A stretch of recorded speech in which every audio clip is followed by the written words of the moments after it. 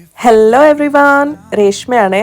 അപ്പോൾ ഈ വീഡിയോ അത്രയും പ്ലസൻ്റ് ഒരു വീഡിയോ അല്ല. മൊത്തത്തിൽ എൻ്റെ ഒരു മൂഡ് ഡൗൺ ആയിരുന്നു. ഞാൻ എൻ്റെ ഫ്രണ്ടിനെ കാണാൻ പോയ വിശേഷങ്ങളാണ്. പക്ഷെ എൻ്റെ മൂഡ് ഡൗൺ ആവാൻ കാരണം എന്ന് പറഞ്ഞാൽ ഞാൻ എനിക്ക് ഇവിടെ വന്നിട്ട് കുറച്ച് സിമ്മിൻ്റെ ഇഷ്യൂസ് ഉണ്ടായിരുന്നു. അതൊന്ന് ക്ലാരിറ്റി വരുത്താൻ പോയതാണ്. ഇവിടുത്തെ ബ്യൂറോക്രസി കാരണവും പിന്നെ ഷോപ്പിലുള്ള ആൾക്കാരുടെ പെരുമാറ്റം കാരണം എനിക്കെന്താ പറയുക, ഭയങ്കര ദേഷ്യം വന്നൊരു ദിവസമാണ്. So that was not my day, it was quite a bad day for me.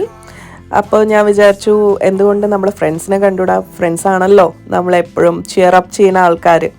Actually നമ്മളൊരു പുതിയ കൺട്രിയിലോട്ട് മൂവ് ചെയ്യുമ്പോഴേ നമ്മളറിയാത്ത കുറേ ഡിഫിക്കൽട്ടീസ് നമ്മുടെ മുന്നിൽ വന്നു പെടും. Like bureaucracy, paper work, people, പിന്നെന്താ പറയുക, ഡേ ടു ഡേ ലൈഫിലുള്ള സ്ട്രഗിൾസ്. ഇതൊക്കെ നമ്മുടെ കൺട്രിയിലാവുമ്പോൾ നമ്മുടെ പാരൻസ് ഉണ്ട്, നമ്മുടെ ആൾക്കാരാണ്, നമ്മൾ സേഫ് ഹാൻഡ്സിലാണ്.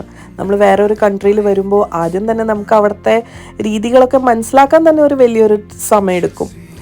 മൊത്തത്തിൽ it's a fight, you have to fight every day and move on. അപ്പോൾ ഫ്രണ്ട് പറഞ്ഞു ബെർലിൻ ഓസ്ട്രോയ്സിൽ വരാനായിട്ട്.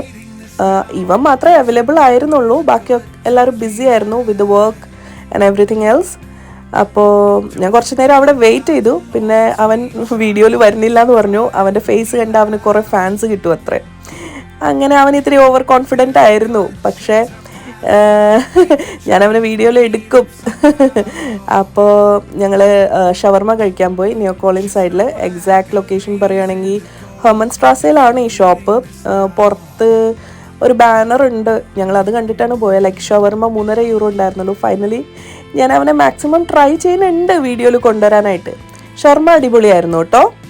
ഷവർമയൊക്കെ കഴിച്ച് കഴിഞ്ഞിട്ട് ഏതോ ഉടായ്പ് പാർട്ടി അവൻ എവിടെന്നോ ഇൻസ്റ്റാഗ്രാം എന്നാന്ന് തോന്നുന്നു കണ്ടുപിടിച്ച് കൊണ്ടുവന്നു. അങ്ങോട്ട് പോകാമെന്ന് പറഞ്ഞു. അങ്ങനെ ഞങ്ങൾ വാഷർ സ്ട്രാസയിൽ പോയി. ഇതൊരു ഓപ്പൺ എയർ പാർട്ടി ആയിരുന്നു. അങ്ങനെ അടിച്ചു പൊളിച്ചു.